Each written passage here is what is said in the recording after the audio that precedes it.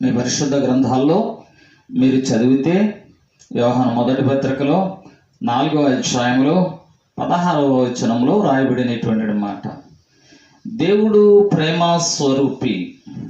అంటే ప్రేమ గనక మనము కలిగి ఉంటే దేవుణ్ణి కలిగి ఉన్నట్టే.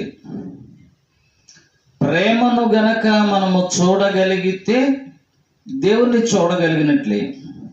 అంటే లోకములో మనము చూస్తున్నటువంటి ప్రేమ కాదు, ఇది అసలు ప్రేమే కాదు. మన ప్రేమలో స్వార్థం ఉంటుంది, మన ప్రేమలో ద్వేషం ఉంటుంది, మన ప్రేమలో అసూయ ఉంటుంది, మన ప్రేమలో పగలుంటాయి, కక్షలు ఉంటాయి. మన ప్రేమ దీర్ఘకాలం ఉండదు, కొంతకాలం ఉంటుంది. మనకి ఇష్టం అయినప్పుడు వారితో ప్రేమగా ఉంటాం, మరలా మానేస్తాం. స్వప్రయోజనమును ఆలోచించుకుంటుంది మన ప్రేమ. ఇది ప్రేమ కాదు అంటాడు అపోస్తలుడైనటువంటి పౌలు కొరింథీయులకు రాసిన మొదటి ఉత్తరంలో 13వ అధ్యాయములో ఈ 4వ వచనము నుండి 7వ వచనము వరకు చదివితే ప్రేమ అనేది దీర్ఘకాలము సహిస్తుంది అనే మాట ప్రారంభించుకొని మనం ఈ మాటలు అక్కడ చూస్తూ ఉంటాం ప్రియులారా. కాబట్టి ప్రేమ అనే దానిని మనం ఆలోచన చేస్తే 4 విధములైనటువంటి ప్రేమలు ఈ లోకములో మనము చూడగలం. మొదటిది ఏంటి అని అంటే తల్లిదండ్రుల యొక్క ప్రేమ. తల్లిదండ్రుల ప్రేమ, తల్లి తండ్రి తన బిడ్డలను మాత్రమే ప్రేమించగలరు కానీ ఇతరులను ప్రేమించుట అరుదు. ఒకవేళ ప్రేమిస్తూ ఉన్నా ఎంతవరకు తన పిల్లలకు మిగిలితే ఆ ప్రేమ ఇతరులకు ఏదో పంచుతాము అనేటువంటిది ఉద్దేశం. రెండవది ఏంటంటే స్నేహితుల యొక్క ప్రేమ.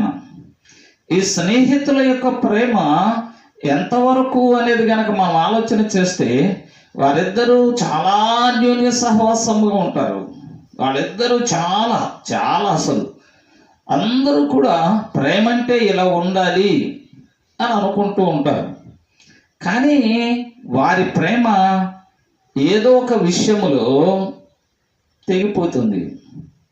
అక్కడ నుండి ఒకరి మీద ఒకరు దూషణలు, ఒకరి మీద ఒకరు ద్వేషభావం, ఒకరి ఇడల ఒకరు పగ, కక్ష, కార్పణ్యాలతో కూడినది. అది ప్రేమ ఎంతవరకు సహిస్తుంది, ఎంతవరకు ఉంటుంది? అది ప్రేమ కాదు. ఎందుకంటే దీర్ఘకాలము ఉండాలి, దీర్ఘకాలము సహించాలి. తల్లిదండ్రుల ప్రేమలో స్వార్థమైన ప్రేమ కాదు.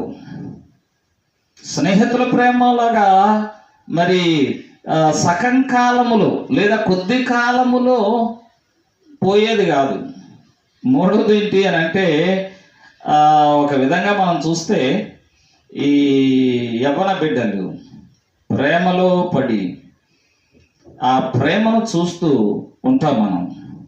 అది ప్రేమ అనేది మనం ఆలోచన చేస్తే ఆ ప్రేమ ఎలా ఉంటుంది అని అంటే, ఒకవేళ వెనకను ఉన్నటువంటి ధనాన్నో ఉద్యోగాన్నో లేకపోతే ఆ ప్రయోజనకరమైనటువంటిదిగా ఉండేటట్లుగా చూస్తాం.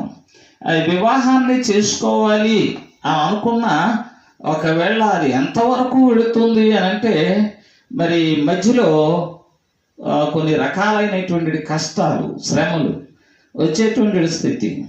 శరీర ఆకృతిని బట్టి, సౌందర్యాన్ని బట్టి ప్రేమించేది ప్రేమ కాదు.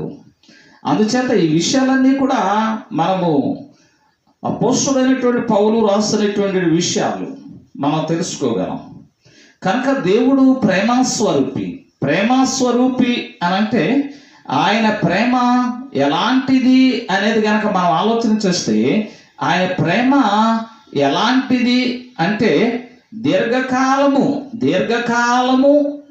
సహించేది, ద్వేషము లేనిది, అందరినీ ప్రేమించేది, అందరి చేత ప్రేమింపబడేది.